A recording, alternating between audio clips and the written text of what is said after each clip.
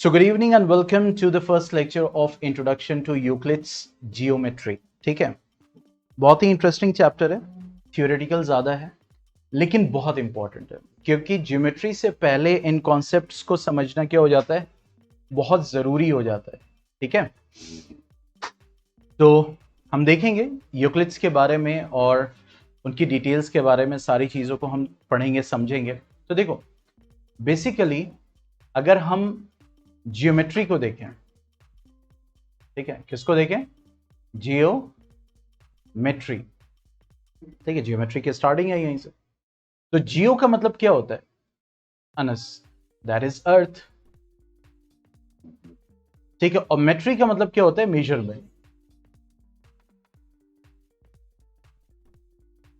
ठीक है, so obviously this study is associated with what, the measurement of the earth. ठीक है, और एग्जैक्टली इसको जो है मेजरिंग लैंड्स से एसोसिएट किया गया था। मतलब ये जो स्टडी है, बेसिकली ये जो ब्रांच है मैथमेटिक्स की, इसको लैंड मेजरमेंट के लिए ही स्टडी किया गया था। मतलब इसको, मतलब जिसको कहते हैं ना, डिवाइस किया गया था। और एंशिएंट सिविलाइजेशन, ठीक है, एंशिएंट सिविलाइजेशन जैसे कि इजिप्शियन, ठीक है, ये लोग बहुत, रोमन हो गया, ठीक है, आप लिख सकते हैं दैट इज इजिप्शियन सिविलाइजेशन। ठीक है, बेबीलोनियन, तो बेबीलोनिया, इंडियन सिविलाइजेशन, इंडिया, ठीक है, चाइना, ठीक है, ग्रीस, एक्सेट्रा।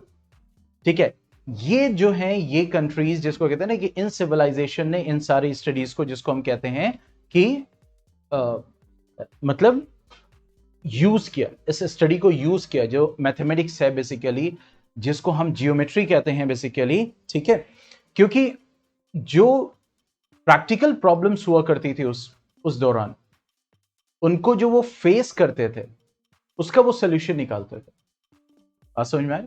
जो प्रैक्टिकल प्रॉब्लम्स हुआ करती थी आसपास, जो डेवलपमेंट में और आसपास कंस्ट्रक्शन में, ठीक है, उसको वो देखा करते थे, समझा करते थे और फिर उसकी स्टडी किया करते थे बेसिकली। जैसे अगर हम बात करें रिवर नाइल की, कहां पे है,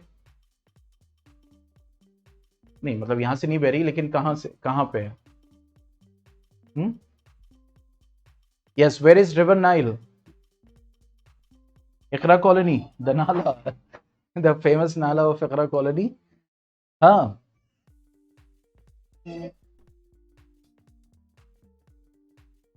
तार फंस गया। यस, इजिप्ट, यस, तो बिल्कुल इजिप्ट में है। और हुआ ये कि मतलब कैसे, जब रिवर नाइल क्या होता था, जब ओवरफ्लो करती थी, क्या करती थी, ओवरफ्लो करती थी, ठीक है, तो इसके जो साइड्स होते थे ना वो टूट जाते थे। ठीक है, तो साइड बैंक्स जो होते थे, they used to what, destroyed. तो जो इजिप्शियन होते थे, ये जो डिस्ट्रक्शन होता था ओवरफ्लो की वजह से, तो उसको क्या किया करते थे कि बनाने के लिए, कि बार बार एक ही चीज हो रही है, मान लो कि एक ही प्रॉब्लम बार बार आ रही है, ठीक है, तो जाहिर सी बात है आप क्या करोगे, ऐसा सोल्यूशन निकालेंगे जो सिंपल और एफिशिएंट हो। तो इसको मतलब कंस्ट्रक्ट करने के लिए, रिकंस्ट्रक्ट करने के लिए, फॉर रिकंस्ट्रक्शन, ये जो वहां के लोग हुआ करते थे, तो वो different different calculation, area, figures, ये सब निकाल के कैलकुलेट करके कंस्ट्रक्शन किया करते थे। तो रिकंस्ट्रक्शन के लिए they used to do what, they used to do calculations, calculations किया करते थे बेसिकली। बात समझ में आ रही? ठीक है, कैलकुलेशंस किया करते थे बेसिकली। और जाहिर सी बात है, जो कैनाल है बेसिकली वो बिल्ड करना है, उसको कंस्ट्रक्ट करना है, तो इन, वालेकुम अस्सलाम, तो इस पे जो है वो क्या करते थे, अपने जो कैलकुलेशंस हैं, जो स्टडीज हैं, जो पॉलीगन का आइडियाज होता था, फिगर्स का आइडियाज होता था, उनको वो क्या किया करते थे, अप्लाई किया करते थे। ठीक है, तो ये था, मतलब एक मैंने बताया कि कहां कहां से शुरुआत हुई, मतलब जिसको कहते हैं ना कि हाँ, यहां से, यहां से, यहां से। तो इसी तरह से अगर हम इंडियन सब कॉन्टिनेंट की बात करें, हमारे वहां की, ठीक है, इंडियन सब कॉन्टिनेंट। तो इंडियन सब कॉन्टिनेंट में जो मतलब हड़प्पा कल्चर, ठीक है, ये आपने एसएसटी में स्टडी किया होगा, दैट इज मोहनजो, अब मोहनजोदारो भी कहते हैं, मोहनजोदड़ो भी कहते हैं, ठीक है, बहुत सारे नाम होते हैं, ठीक है, दैट इज मोहनजोदारो एक्सेट्रा। तो इन लोगों ने क्या शो किया, they made extensive use of geometry, बहुत अच्छी तरीके से ज्योमेट्री का यूज किया।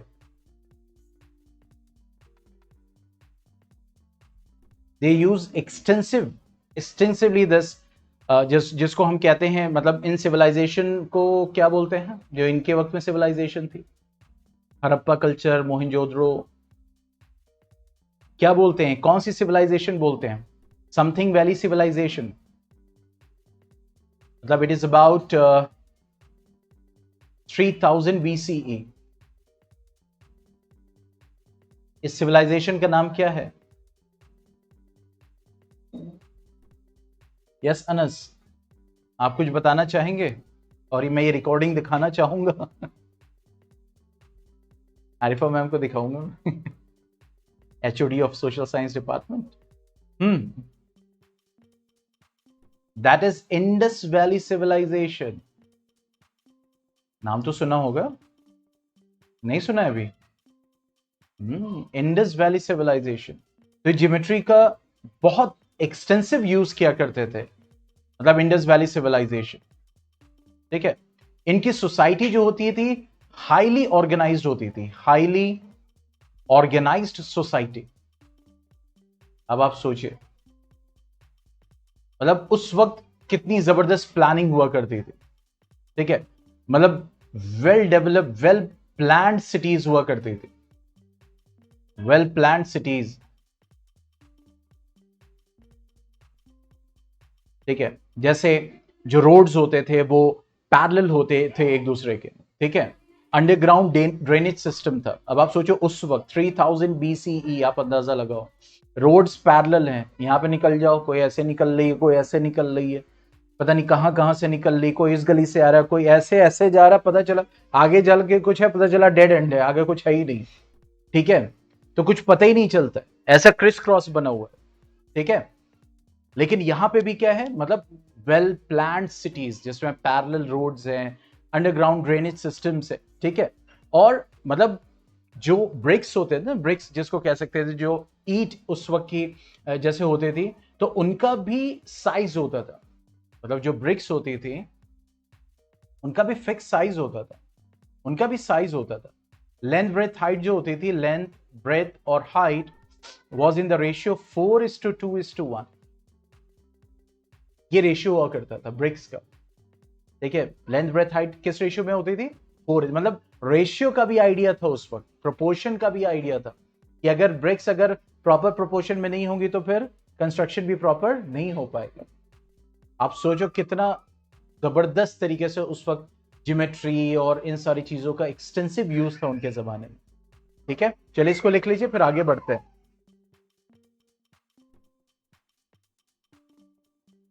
एक तो इसकी जो साइकिल इतनी इरिटेटिंग है। यस, जल्दी से लिख लीजिए, फिर उसके बाद आगे बढ़ते हैं।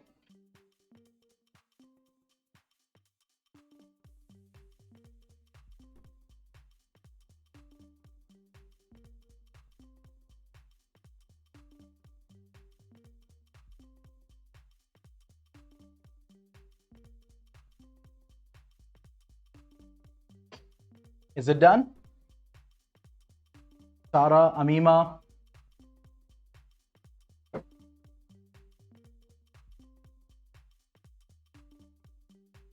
हम क्या पढ़ रहे हैं बेसिकली? हम हिस्ट्री देख रहे हैं, किसकी? यस, ज्योमेट्री की। मतलब ये समझ रहे कि हाँ आज ही का नहीं कि हाँ चलो इस प्लानिंग में और हम बड़ा अपने आप को एडवांस समझ रहे हैं कि भाई स्क्वायर और दिस एंड दैट, नहीं ऐसा नहीं है, ठीक है। मतलब कि जो भी चीजें हैं वो शुरू से चलती आ रही हैं, आइडिया शुरू से है, ठीक है, लेकिन हमें समझना पड़ेगा, ठीक है। चलिए अब आगे बढ़ते हैं, एंशियंट इंडिया पे आते हैं,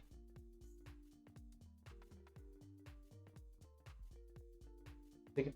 अगर एंशियंट इंडिया की हम बात करें तो एंशियंट इंडिया में जैसे दैट इज सुलबसुत्रास थे,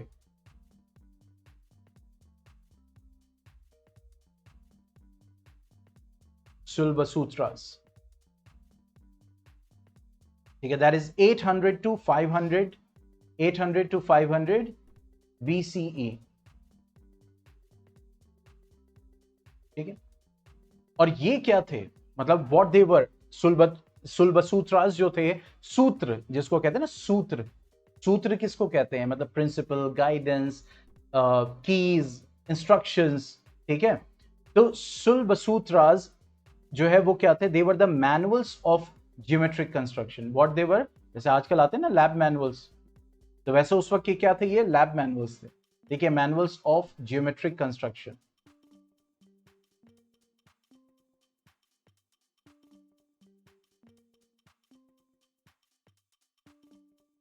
ओके,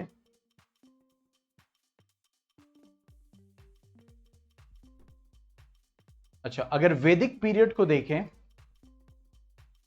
तो वैदिक पीरियड में ये कैसे शुरू हुआ, बाय द कंस्ट्रक्शन, जो है ना, फायर प्लेसेस होते थे, पूजा करना है, हवन करना है, ये सारी चीजें करनी है, ठीक है। तो जो फायर प्लेसेस होते थे वैदिक राइट्स को परफॉर्म करने के लिए, वहां से इसका ओरिजिनेशन हुआ, ठीक है, किसका, ज्योमेट्री इन द वैदिक period. So the geometry originated with the construction of fireplaces, with the construction of fireplaces, ठीक है, and you can say Vedis, okay, जिसको हम कह सकते हैं ऑल्टर्स, देखो मैं दिखाता हूं,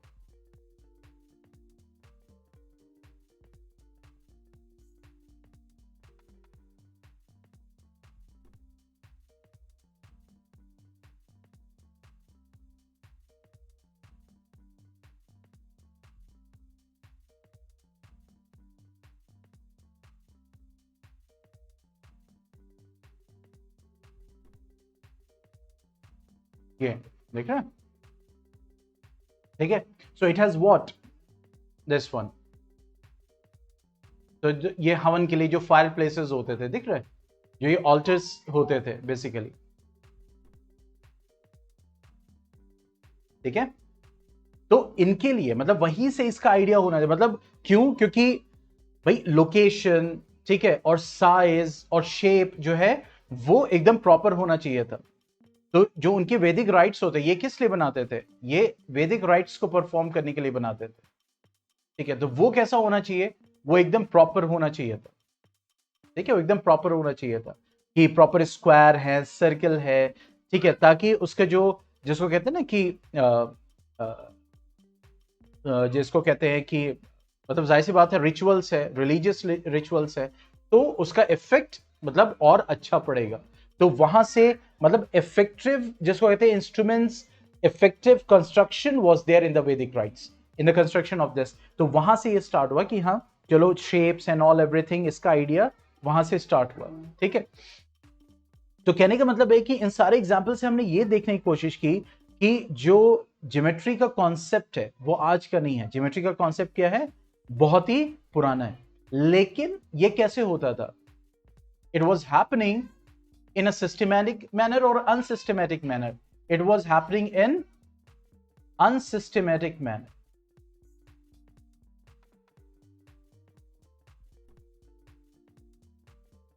ठीक है, unsystematic manner.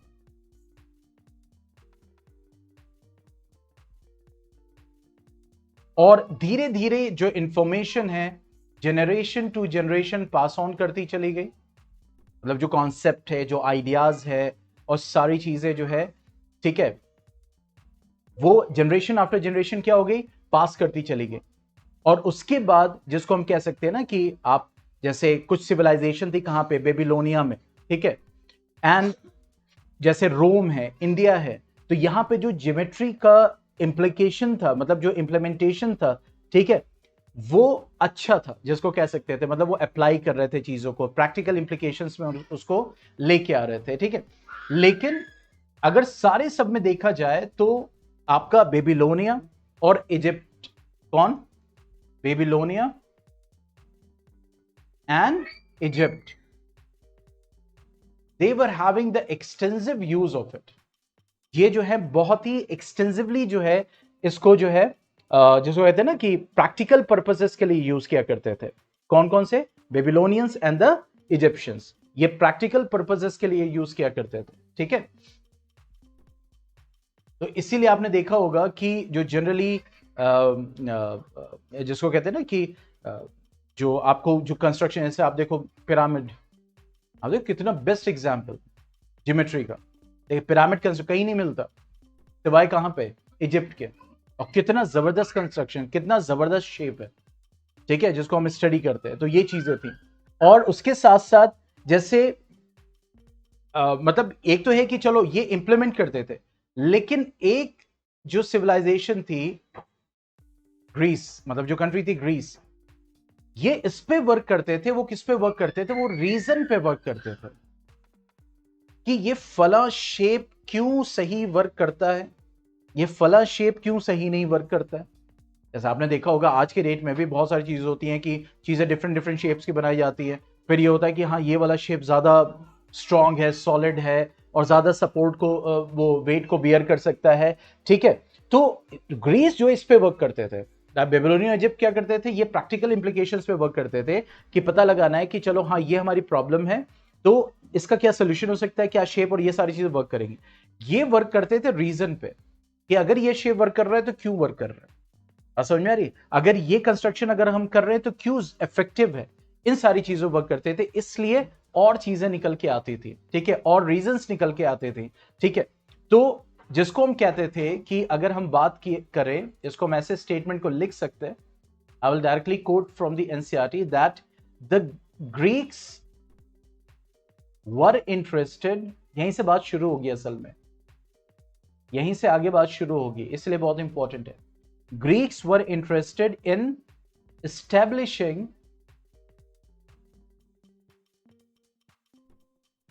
the truth of the, मतलब सच्चाई, वजह क्या है इसके पीछे, क्यों वर्क कर रहा है, truth of the statements they discover using deductive reasoning. They discovered, आपको पता है डिडक्टिव रीजनिंग किसको कहते हैं? डिडक्ट करना।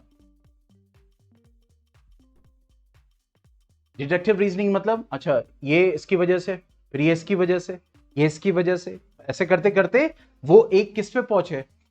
एक सच्चाई पे, एक रीजन पे, एक वैलिड रीजन पे, उसकी वजह पे।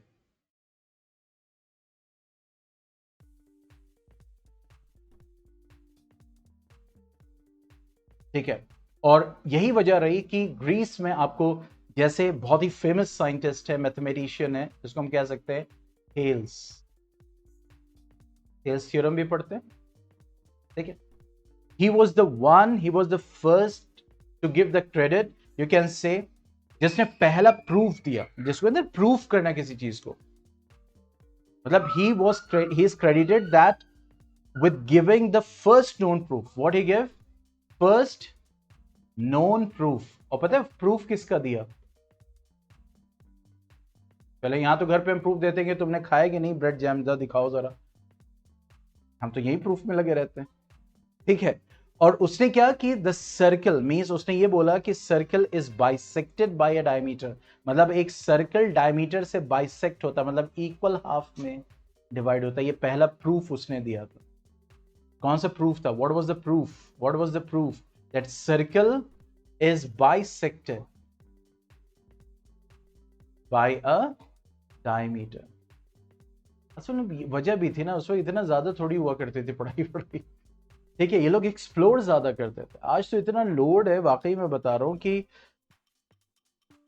मैं क्या बताऊं, काम करने में ही जो है मैं खुद एक्सप्लोर नहीं कर पा रहा हूं, मेरा एक्सप्लोरेशन रुक गया।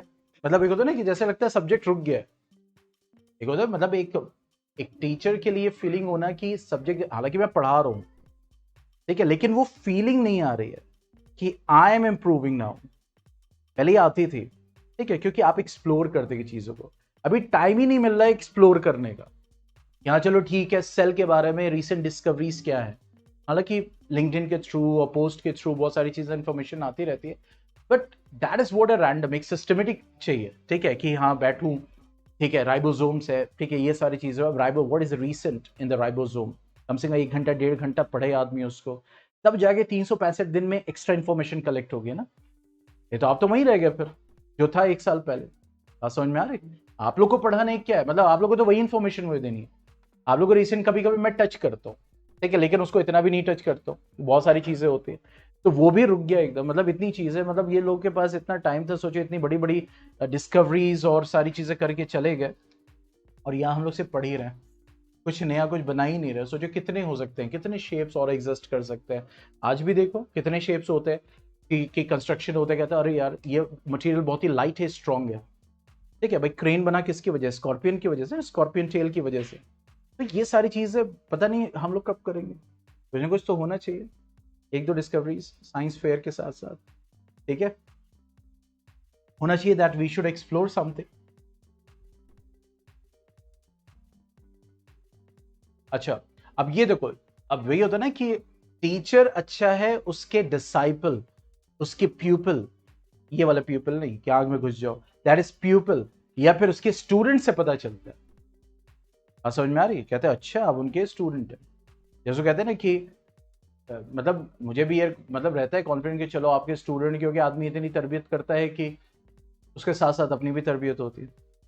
तो इनके स्टूडेंट कौन थे? नाम सुनोगे तो हैरान रह जाओगे, पाइथागोरस। आप सोचो, मतलब ये लोग, मतलब टीचर तो कमाल कर ही रहे हैं और साथ साथ स्टूडेंट्स भी कमाल कर रहे हैं। मतलब ये चीज आप सोचिए। तो Pythagoras theorem means he was around 572 BCE, ठीक है। पाइथागोरस और उनके डिसाइपल्स ने, उनके ग्रुप ने बहुत, मतलब जिसको कहते हैं ना कि बहुत इंपॉर्टेंट ज्योमेट्रिक प्रॉपर्टीज को बताया।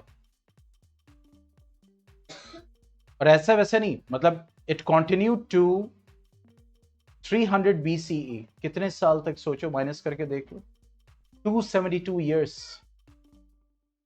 समझ में? यही तो होगा, नहीं होगा, 272 ईयर्स होगा।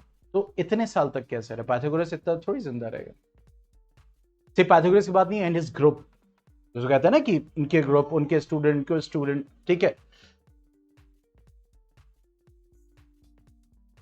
तो उस वक्त क्या हुआ, जब ये सब काम हो रहा था, तो इजिप्ट में ही एक बहुत ही जबरदस्त बंदा, मतलब इस सारी चीजों को इकट्ठा कर रहा था शुरू से, मतलब जो भी हो रहा है, जैसे मैंने कहा ना कि हम शुरू काल से हुए, एंशिएंट से शुरू हुए कि ज्योमेट्री का शेप, लेकिन ये सब क्या था? अनसिस्टमेटिक था, ठीक है। चाहे वो वैदिक पीरियड ले लो, एंशिएंट इंडियन सिविलाइजेशन ले लो, ठीक है, थोड़ा सा अनसिस्टमेटिक चीजें हो रही थी, कुछ है कहीं, कुछ है कहीं, ठीक है। लेकिन धीरे धीरे जब आगे बढ़े तो थोड़ी चीजें सिस्टमेटिक होना शुरू हुई, ठीक है। और इजिप्ट में एक बहुत ही जबरदस्त, जिसको कहते हैं कि मैथमेटिक्स के टीचर, ठीक है, हमारे राशिद सर, ठीक है, उन्हीं की तरह। तो एक बहुत ही जबरदस्त एक टीचर थे, टीचर ऑफ मैथमेटिक्स, और उनका नाम क्या था? Euclid. He was a famous teacher in Egypt of mathematics.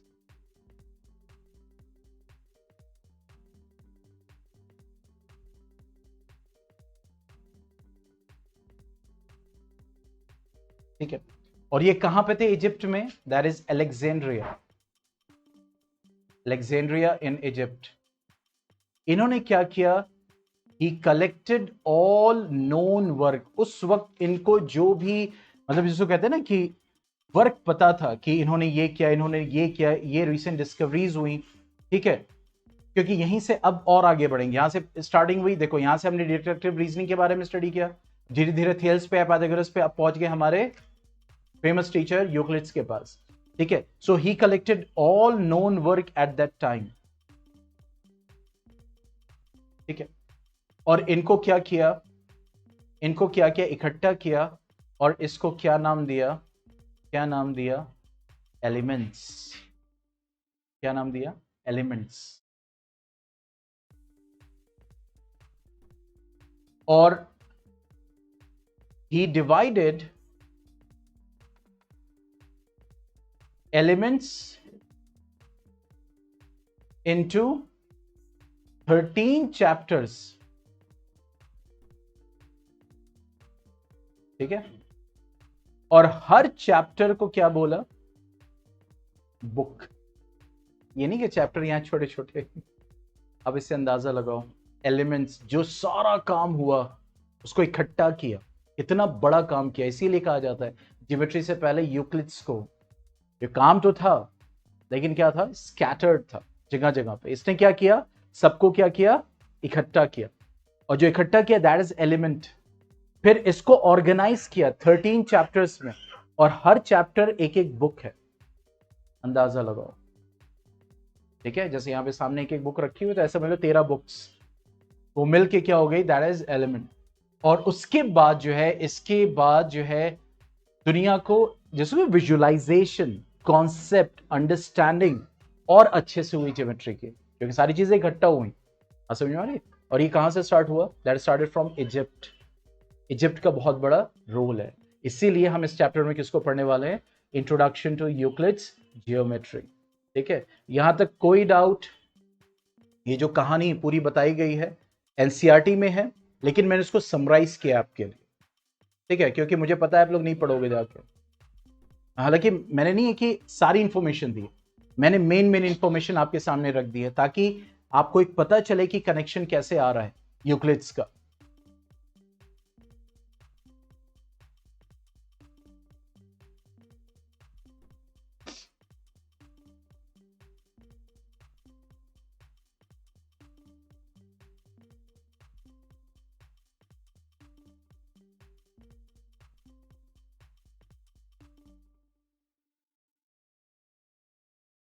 ठीक है, इज इट डन? आगे बढ़ा जाए।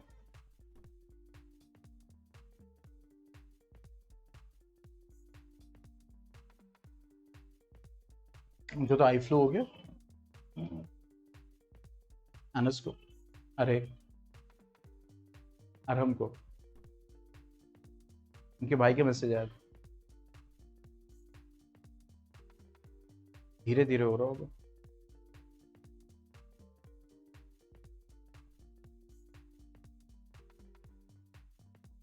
Yes, is it done? सारा, अमीमा, तो नहीं गए?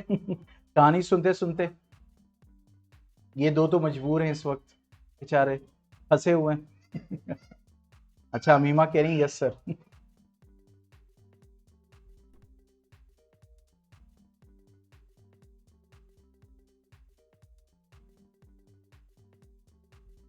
ठीक है, अब आगे बढ़ते हैं।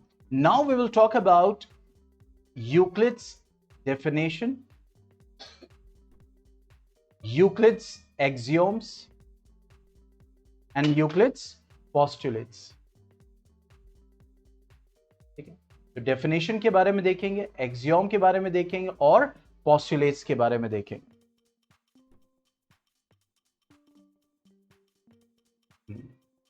ठीक है, अब देखो, जैसे किसी चीज के बारे में बताया जाए, जैसे टर्म्स है ना, सरफेस हो गया, ठीक है, क्या हो गया? सरफेस हो गया, ओके, लाइन हो गया, ठीक है, पॉइंट हो गया, क्योंकि ये सब ज्योमेट्री में यूज होता है, लाइन, पॉइंट, सरफेस, ठीक है, डायमेंशन हो गया, ठीक है।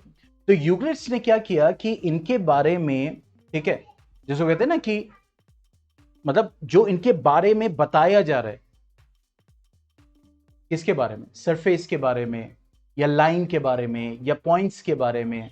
जैसे पॉइंट के बारे में है, a point is that which has no part. मतलब पॉइंट के बारे में क्या है? A point is that which has, अब आप सोचो, आपको अरे यार ये क्या डेफिनेशन है, ठीक है, लेकिन ऐसी डेफिनेशन जो जिससे पहले, उससे पहले किसी ने उसके बारे में ना बताया। समझ में आ रही? समझ में आ रही? अब मैं कहूं कि चलो ये जो दो कुर्सियां रखी हुई हैं, इनके बीच में जो स्पेस है इसको डिफाइन करो,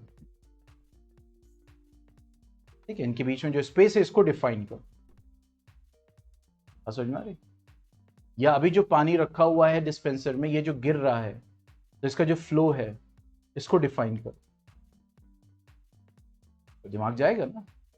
तो जाहिर सी बात है चीजें आ रही हैं, सरफेस आ रहा है, पॉइंट आ रहा है, डायमेंशन आ रहा है, लाइंस आ रहे हैं, तो इसको क्या हुआ, इनके बारे में क्या किया यूक्लिड ने, स्टेटमेंट्स दिए, समराइज स्टेटमेंट, जैसे यहां पे ये है, ठीक है। इसी तरीके से अलाइन, लाइन को क्या बोला, अलाइन इज अ, जिसको कहते हैं ब्रेथलेस लेंथ,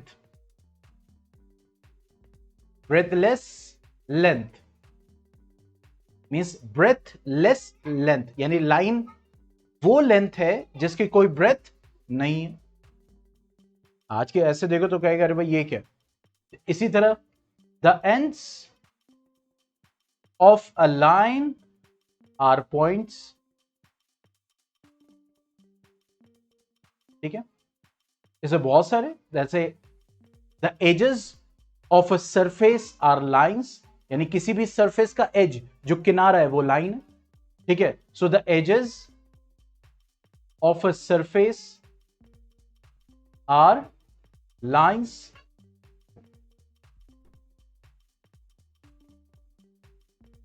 ठीक है। तो एक्सेट्रा एक्सेट्रा बहुत सारे स्टेटमेंट्स दिए। तो ये जो समराइज स्टेटमेंट है, समराइज स्टेटमेंट्स जो उसने अपनी एलिमेंट्स में लिखे, ठीक है, इनको हम क्या बोलते हैं, Euclid's definitions. So just summarize statements which are given by Euclid's in elements, इनको हम बोलते हैं क्या, that is definitions, Euclid's definition।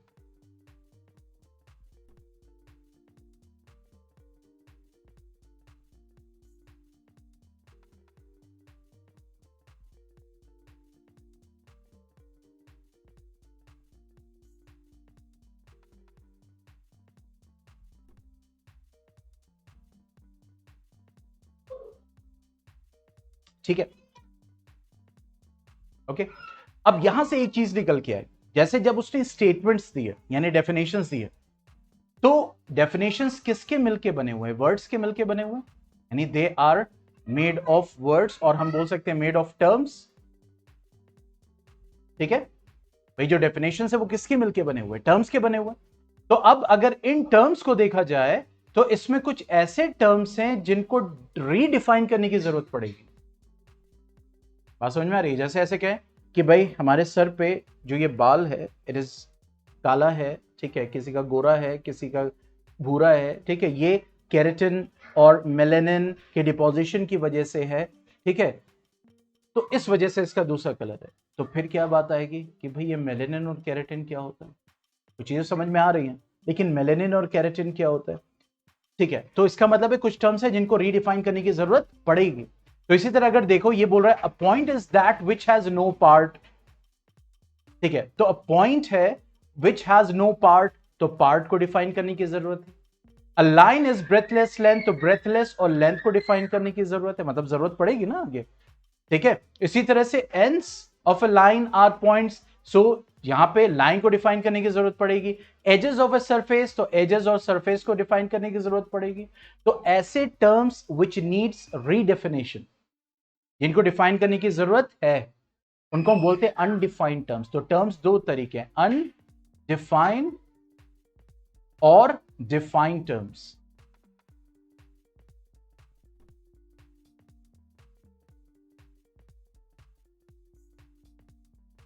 ठीक है,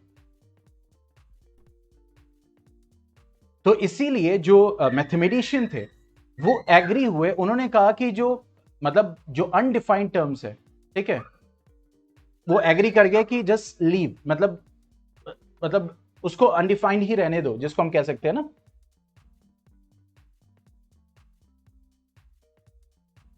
एग्जैक्टली तो हम ये कहते हैं पॉइंट क्या है, it's a dot which has no dimension. अगर हमें करना हो पॉइंट को और डिफाइन करना हो तो हम क्या लिख सकते हैं, it's a dot which has no dimension.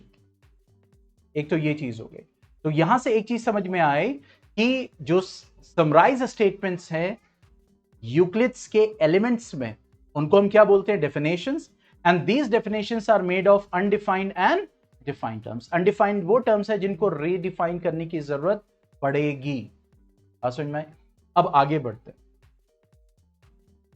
Coming to एक्सियोम्स and postulates, जो कि बहुत जरूरी है, अक्सर बच्चे कंफ्यूज रहते हैं। ठीक है, देखो जब ये सारी बातें हो रही है, ठीक है, तो कुछ एजम्पशंस लिए जाते हैं, कहीं ना कहीं कुछ ना कुछ एजम्पशन लेना पड़ेगा।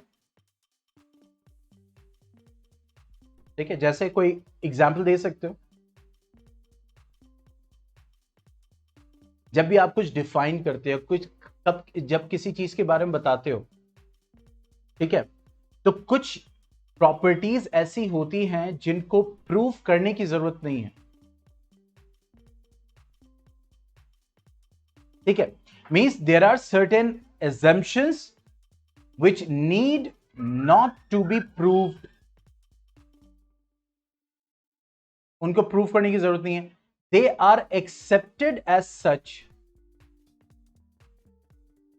As universal truth. जो कहते हैं ना कि भाई क्यों है, तो क्या भाई है तो है, समझ में जो आता नहीं, है तो है, बस है तो है, तो एज इट इज, मतलब there is no need to prove it, वो है, समझ में, दिन है रात है वो है। ठीक है, प्रूफ करने जो प्रूफ करो भैया, तुम अपना टाइम करो भाई, दिन है तो दिन है, खत्म बात।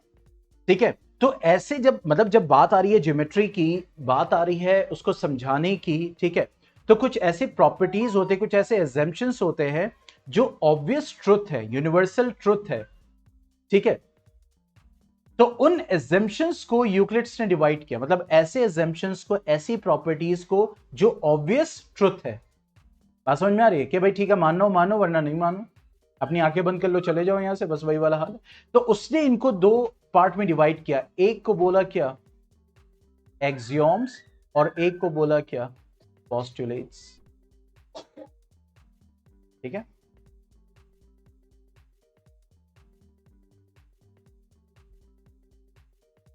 हाँ अभी वही बता रहा। ठीक है, एक्सियोम्स क्या है, एक्सियोम्स एजम्पशंस हैं जो कि ऑब्वियस ट्रुथ है। पोस्टुलेट्स क्या है, एजम्पशंस हैं जो ऑब्वियस ट्रुथ है। उनको दो कैटेगरी में डिवाइड किया। पोस्टुलेट्स स्पेसिफिकली किस में यूज होते हैं, ज्योमेट्री।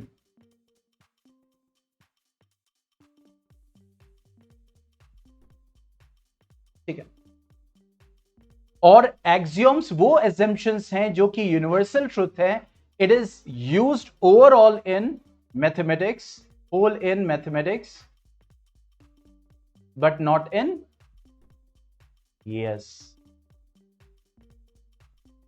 बात समझ में आ रही है? फिर से समझो इसको, जब हम बात करेंगे तो कुछ ऐसे फैक्ट्स आएंगे, कुछ ऐसी प्रॉपर्टीज आएंगी, लोग कहेंगे प्रूफ करो, हम कहेंगे भाई हम नहीं प्रूफ करेंगे, सच्चाई है।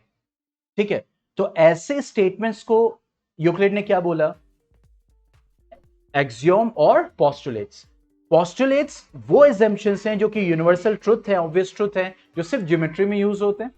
और एक्सियोम्स वो हैं ज्योमेट्री के अलावा दूसरे ब्रांच ऑफ मैथमेटिक्स में जो यूज होते हैं। आपने पढ़ा होगा बहुत सारे ऐसे, जब पढ़ते हैं थ्योरम और वहां पे लिखा होता है एक्सियोम 6.1, समझ में आ रही? तो एक्सियोम लिखा है, इसका मतलब क्या हो गया कि वो ट्रुथ है, उसको प्रूफ करने की जरूरत नहीं है, there is no need to prove it.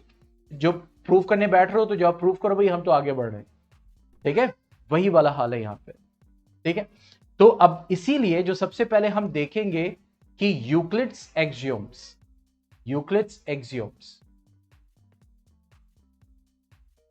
और ये जो एक्सियोम है, मैं रिकमेंड करूंगा, वालेकुम अस्सलाम, इट्स ओके जुनैद। ओके, ये जो एक्सियोम्स है बेसिकली मैं यही करूंगा, जो सीक्वेंस है जो एनसीईआरटी में दिया हुआ है, that is axiom 1, axiom 2, axiom 3, axiom 4, so it's better to go with that. ठीक है, वो क्या है उसको एज इट इज देखते हैं, जस्ट गिव मी 2 minutes।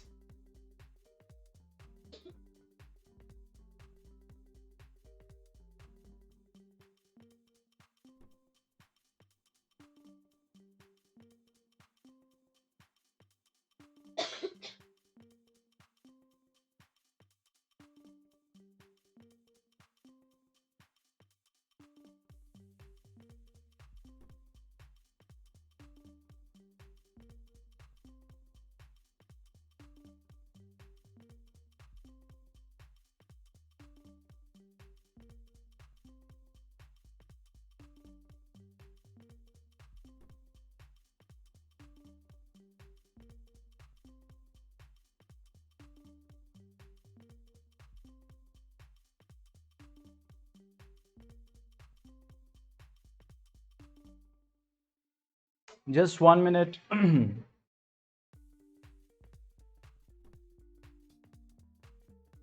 बहुत ही irritating site.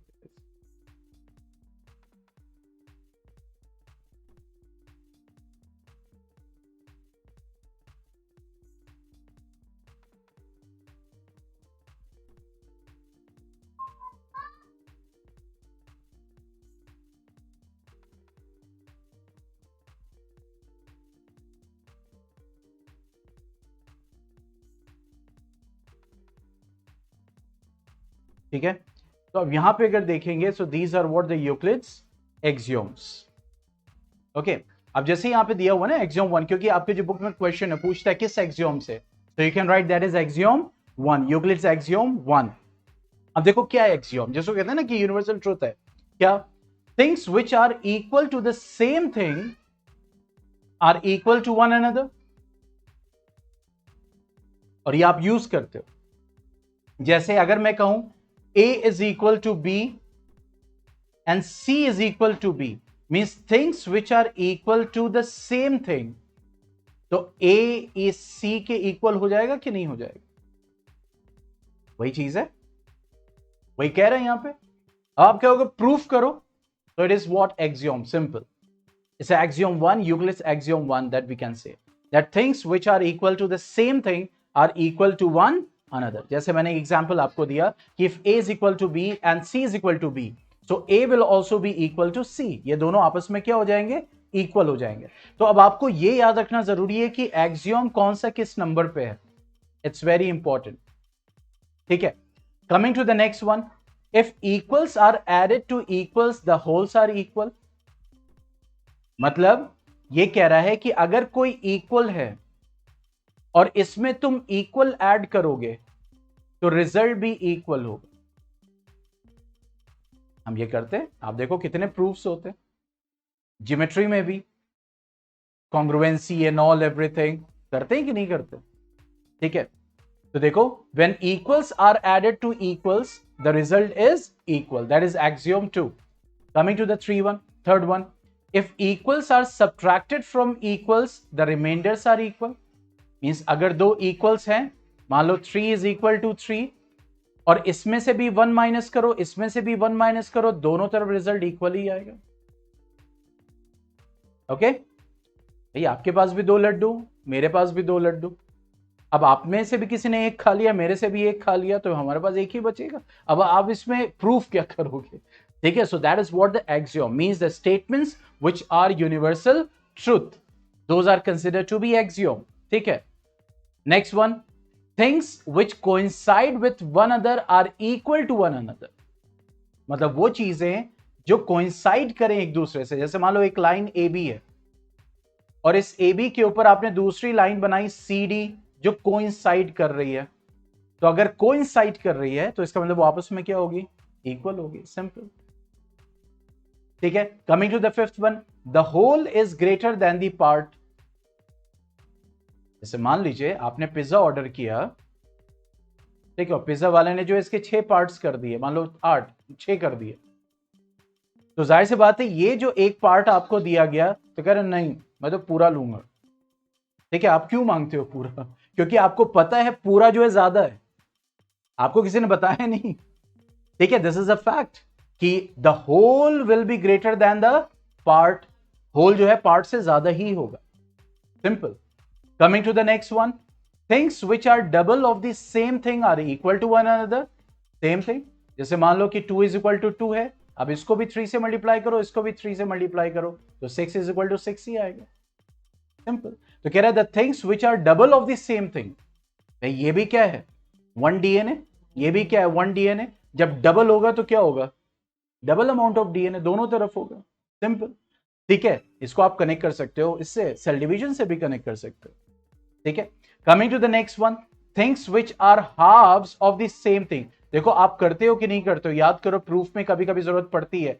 A B is equal to C D, अब दोनों तरफ 2 से मल्टीप्लाई करते हो तो पता चला कि वो पूरा ए एम बन गया, ये पूरा बी एम बन गया, होता है।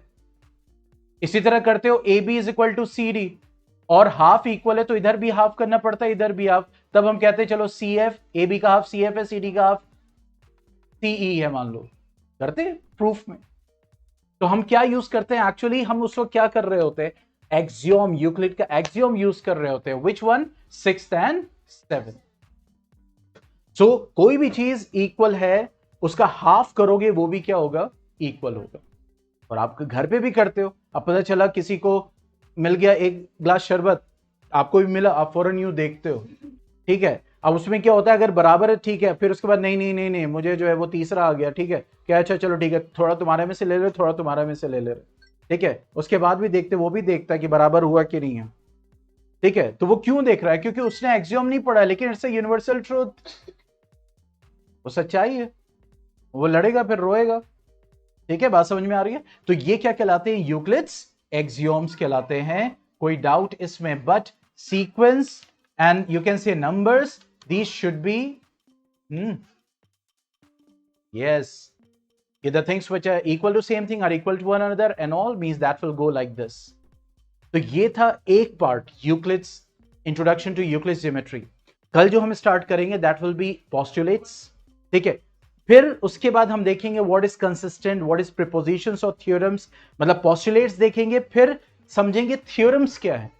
डिफरेंस समझ में आना चाहिए ना भाई, एक्सियोम और थ्योरम क्या है, पोस्टुलेट और थ्योरम क्या है, उसके बीच में डिफरेंस समझ में आना चाहिए, ताकि जब हम बोलें और थ्योरम बोलें इट्स थ्योरम 6.7, तो वो चीज माइंड में आनी चाहिए, अच्छा that's why it is the theorem. और पोस्टुलेट्स, तो पोस्टुलेट्स क्या है, that is a universal truth. जैसे बता रहे, एक पोस्टुलेट है, that is a straight line may be drawn from any one point two any another point. मतलब जब आप स्ट्रेट लाइन ड्रॉ करते हो तो जाहिर सी बात एक पॉइंट से दूसरे पॉइंट ही करते हो, ऐसा तो नहीं यहां से ले गए फिर उसके बाद उधर ले गए फिर उधर ऐसे घुमा घुमा के मैं कहूँ this is my straight line, ये तो नहीं बोलोगे। तो अगर सर जो है वो, and when they taught in school they skipped all theorems except the first one. अच्छा इसीलिए मैंने कहा कि जब यूक्लिड्स हम पढ़ाते हैं तो यूक्लिड्स एक्चुअली ज्यादा नहीं, बस सीधा exercise, postulate, this and that, खत्म। और इतना सब कुछ छुपा हुआ है इसमें, हाँ, लेकिन ये ज्योमेट्री की क्या है, शुरुआत है। आज समझ में आ रही है? अब देखो हम सब अप्लाई करते हैं हर जगह, इवन हम लोग ने अभी रिसेंटली भी अप्लाई किया, ठीक है, यूज कर रहे हैं, हर पोस्टुलेट सॉरी एक्सियोम को यूज कर रहे हैं, हमें पता ही नहीं है कि एक्चुअली हम क्या कर रहे हैं, we are using what, the Euclid's axiom, ठीक है। चलो फिर कल अब इसके आगे पढ़ेंगे पोस्टुलेट्स, हम कंसिस्टेंसी देखेंगे, ठीक है, और फिर उसके बाद हम थ्योरम्स को समझेंगे कि उन किसको हम थ्योरम्स कहते हैं। Anything else that you have to say, then you can say to me, जो भी दिल में आ रहा है कह दो।